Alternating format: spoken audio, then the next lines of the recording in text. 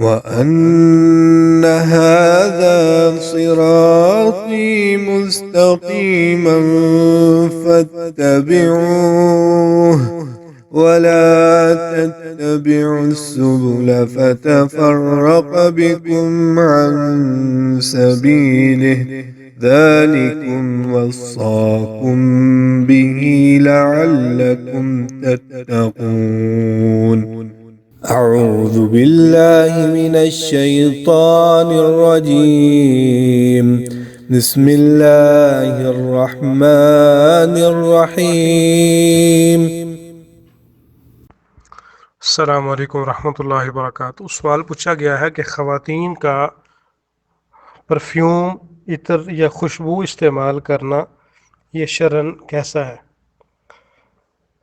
عورت کے لیے اپنے گھر میں رہتے ہوئے خوشبو استعمال کرنا جائز ہے، یا پھر وہ عورتوں کے مابین ہو تو وہ بھی جائز ہے، اور اگر خوشبو خامد کو خوش کرنے کے لیے لگائی جائے تو یہ مستحب ہے، کیونکہ یہ خامد کی بہترین اطاعت میں شامل ہے۔ لیکن اگر عورت خوشبو لگا کر باہر نکلے کہ اسے غیر محرم اور اجنبی مرد سونگیں اور اس کی خوشبو پائیں تو یہ حرام ہوگی، اور اس فعل پر عورت گناہ گار ہوگی، کیونکہ اس میں مردوں کو اس عورت نے فتنے میں ڈالا ہے۔ لیکن جب مرد خوشبو لگا کر باہر نکلتا ہے تو اس سے فتنہ نہیں پھیلتا جس طرح عورت کے خوشبو لگا کر نکلنے سے پھیلتا ہے۔ اور اگر ہم فرض کریں کہ جب مرد خوشبو لگا کر نکلتا ہے تو فتنہ پھیلے گا، مثلا اگر کوئی خوبصورت اور نوجوان لڑکا ہو جس سے مرد فتنے میں پڑ جائیں تو اس حالت میں اس فتنے کے اسباب سے اجتناب کرنا چاہیے، جس میں زینت اختیار کرنا اور خوشبو لگانا بھی شامل ہے۔ ایسے ہی ابو موسیٰ اشعری رضی اللہ تعالیٰ عنہ بیان کرتے ہیں کہ رسول اللہ صلی اللہ علیہ وآلہ وسلم نے ارشاد فرمایا، جس عورت بھی خوشبو لگا کر لوگوں کے پاس سے گزری کہ لوگ اس کی خوشبو پائیں تو وہ عورت زانیہ ہے۔ ایسے ہی زینب ثقفیہ رضی اللہ تعالیٰ عنہ بیان کرتی ہیں، نبی کریم صلی اللہ علیہ وآلہ وسلم نے فرمایا کہ جب تم میں سے کوئی عورت مسجد کی طرف جائے تو وہ خوشبو کے قریب بھی نہ جائے۔ ابو ہریرہ رضی اللہ تعالیٰ عنہ بیان کرتے ہیں، رسول اکرم صلی اللہ علیہ وآلہ وسلم نے فرمایا، جس عورت نے بھی بخور یعنی کہ خوشبو کی دھونی لی ہو وہ ہمارے ساتھ نماز میں مت آئے۔ موسیٰ بن یسار رضی اللہ تعالیٰ عنہ بیان کرتے ہیں کہ ابو ہریرہ رضی اللہ تعالیٰ عنہ کے پاس ایک عورت گزری جس سے خوشبو آ رہی تھی، تو ابو ہریرہ رضی اللہ تعالیٰ عنہ کہنے لگے کہ اے اللہ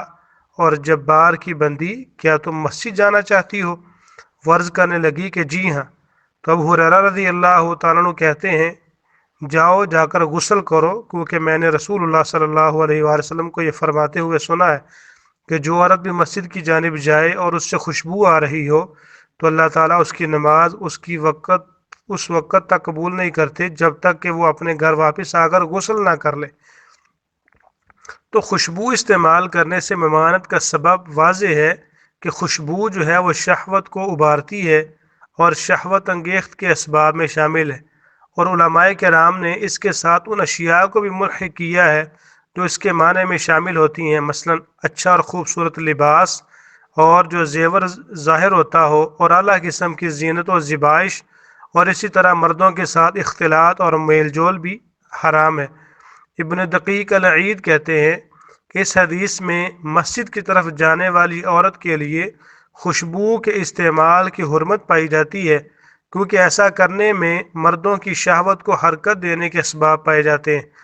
اور اسے مناوی رحمہ اللہ نے ابو ہریرہ رضی اللہ تعالیٰ عنہ کی پہلی حدیث کی شرح کرتے ہوئے الفیض القدیر میں نقل کیا ہے کہ اس لیے صحیح شرعی دلائل کے بعد جدال اور بحث اور مخالفت کی کوئی مجال اور گنجائش ہی باقی نہیں رہتی، بلکہ مسلمان عورت پر واجب اور ضروری ہے کہ وہ اس معاملے کی خطرناکی اور اس شرعی حکم کی مخالفت پر ہونے والے گناہ کو سمجھے، اور اسے یہ یاد رکھنا چاہیے کہ وہ تو اجر و ثواب حاصل کرنے نکلی ہے، نہ کہ گناہ اور معصیت کے ارتکاب کے لیے۔ اللہ تعالیٰ سے ہماری دعا ہے کہ وہ ہمیں سلامتی اور عافیت سے نوازے۔ السلام علیکم ورحمۃ اللہ وبرکاتہ۔